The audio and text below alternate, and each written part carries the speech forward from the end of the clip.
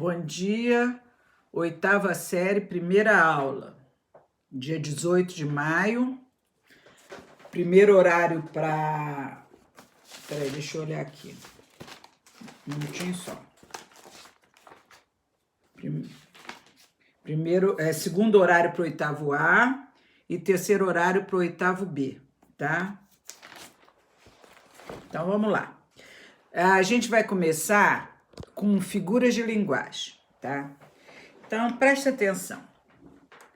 No dia a dia, quando a gente vai conversar com um colega, ou escrever um texto, um bilhete, uma cartinha rápida, mesmo online, ou falar, a gente usa a linguagem normal, a linguagem que a gente, do dia a dia, a gente não pensa muito, a gente se preocupa com o conteúdo, não com a forma com que a gente vai falar.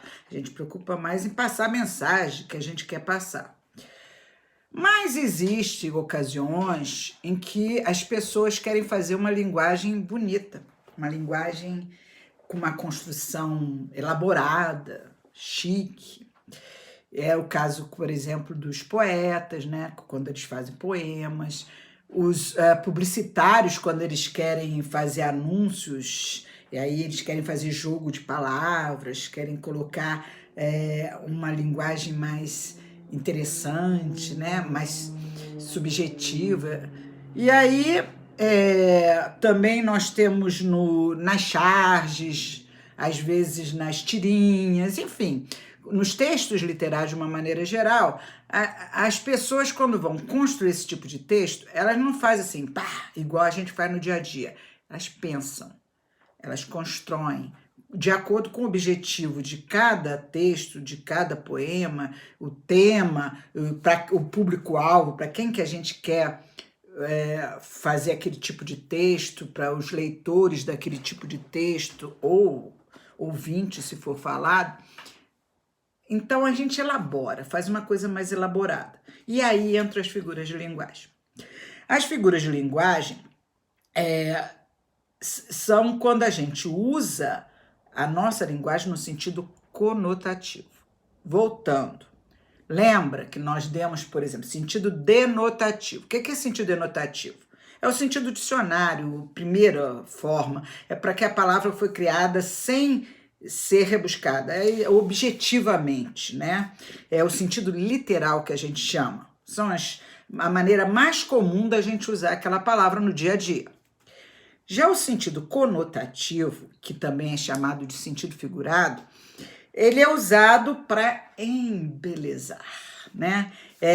Para construir de uma maneira elaborada, uma maneira bonita, fazendo associações entre palavras, usando um novo sentido para uma palavra que a gente normalmente usa em outro sentido no dia a dia, associando aquela palavra com outras imagens. Isso aí é quando a gente usa o sentido figurado, que é o que eu falei no início, quando o poeta, o publicitário, ou o autor de um texto quer fazer uma coisa mais elaborada, mais bonita, mais chique, mais... Então, nesse caso, nós estamos... a gente usa as figuras de linguagem. E essas figuras são muito usadas com cunho subjetivo, né? Para expressar uma maneira mais bonita de falar. Então agora vocês vão pegar o livro de vocês aqui, ó, nessa página aqui, ó. Tá vendo essa figura aqui, ó? Que isso aí é um anúncio publicitário, tá? Então, página 44. Vamos lá, abram aí. Página 44. Que começa com figuras de linguagem, certo? Bom, aí vem assim, ó. Você entrou em contato com várias informações sobre o projeto Tamar, blá, blá, blá. Aquele início não importa muito. Aí vem assim, para começar. E vem, observe a seguir um texto que circulou na internet em uma rede social. Então, aqui tem, ó, a vida não é uma história. Talvez você só esteja passando por um capítulo ruim. Isso aí é um sentido metafórico. porque capítulo ruim, a vida não é uma história, você esteja passando por um capítulo ruim. Capítulo a gente tem em livro, normalmente. Então, o capítulo foi usado de uma maneira diferente, outro sentido. Então, isso aí já é uma linguagem figurada. Então, o que vocês vão fazer agora? Vocês vão pegar o seu caderninho lá e vão responder as perguntas 1, 2, 3, 4. Essas aqui, ó, que aparece aqui, ó. 1, 2, 3, 4. Depois desse texto aqui, ó, que é sobre esse texto aí. E eu vou ficar esperando vocês responderem. Então, a primeira pergunta seria: alguns textos criados por quem utiliza a internet servem para divulgação de ideias e pensamentos em redes sociais e aplicativos de mensagem. O texto acima é coerente? Ele pergunta se ele é coerente. O que é coerência? Coerência é quando você toma uma atitude ou usa uma linha de pensamento e não foge dela, não contradiz em momento nenhum aquela linha de pensamento que você optou. Então, no caso, aí ele está perguntando se esse texto é coerente. Com qual tipo de situação? Ora, então, o que ele está perguntando na verdade aí?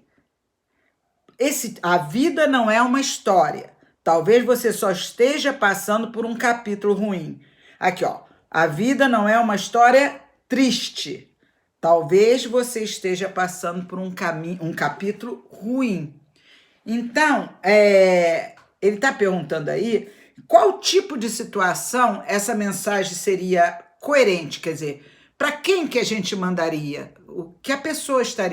Como a pessoa estaria se sentindo para a gente mandar um tipo de mensagem dessa? Essa é a pergunta número 1, tá?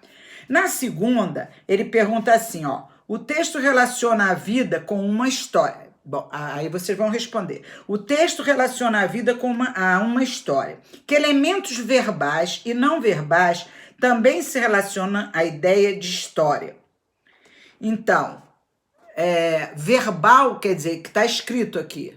Verbal é tudo que está escrito. Não tem nada a ver com verbo, eu sou, tu és, ele é. Não. Verbal tem a ver com palavra. Então, tudo que está escrito com palavras é verbal. Então, ele está perguntando: o texto relaciona a vida a uma história.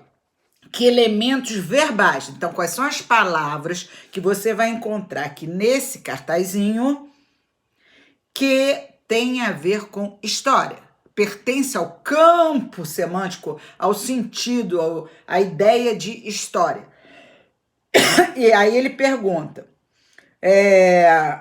também e os não verbais?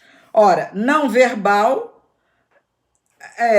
seria o que não está escrito, mas que também se usa em história. Aí você olha bem que vocês vão descobrir. Olhando aqui, como é que a gente, por exemplo, se a história não for online, se a história for num livro, o que ele está usando aqui que também se usa no livro quando a gente vai contar uma história escrita? É isso que ele está perguntando aqui. Aí vem a terceira. Qual é o sentido de capítulo ruim no contexto? Então, ele quer saber, capítulo ruim não é literalmente seria um capítulo mal escrito, um capítulo mal feito de um livro. Não. Já que o livro está falando de vida, ele está fazendo a imagem de livro com vida da pessoa, ele quer saber qual é o sentido de capítulo ruim em vida, para a pessoa, no sentido figurado ou conotativo, certo? E depois ele pergunta, ainda na mesma pergunta, o sentido da expressão é conotativo ou denotativo? Eu já até respondi, né? É claro que é conotativo, né? Bom, aí vem a quarta pergunta assim, ó. Algumas produções que viralizam na internet não têm boa qualidade visual. Outras são bem trabalhadas esteticamente. Como você avalia esse texto? Aí vai ser uma avaliação pessoal. Você vai olhar o texto, legal, gostei, fiz uma... Olha, tá muito legal, ó. Gostei do visual, gostei da mensagem, aí você vai botar a sua resposta.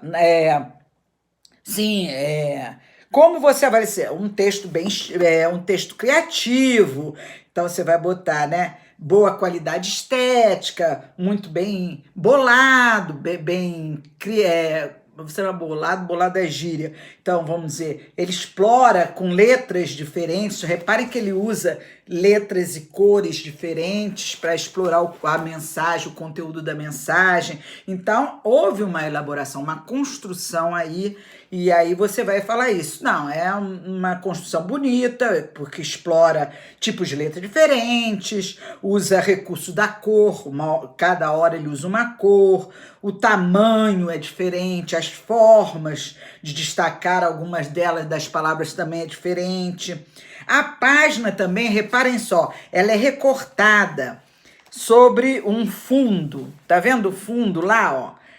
Recortada sobre um fundo com flores. Vocês estão vendo que aqui embaixo, aqui, ó, deixa eu mostrar direito. Aqui, ó, vocês vão ver que tem um fundo de flores, né? Que contribui para ficar bonito, para ter uma qualidade visual. Então, isso eu estou respondendo a minha opinião sobre, no número 4, estou dando a minha opinião. É esteticamente bonito, bem elaborado, bem construído. Ele usa diversos tipos de tamanho de letras, de cores. Ele usa um fundo de flores bonito.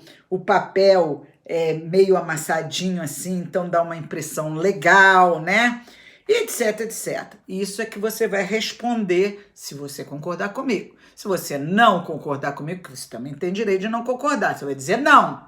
Não, acho que eu não gostei dessa divulgação da rede social, não gostei dessa mensagem online. Aí você vai ter que explicar por quê. Vai dizer, não gostei por isso, por isso, por isso. Esse é o exercício que vocês vão fazer agora, tá? E nessa aula. Evidentemente que se não der tempo de terminar, enquanto vocês estiverem fazendo, vão tirando as dúvidas que vocês quiserem. Eu vou ficar online, não vou aparecer, mas estou online. E aí, se vocês tiverem alguma dúvida, vão postando no Classroom e eu vou tirando à medida que as dúvidas apareçam, ok? Beijos. Então, mãos à obra agora, hein?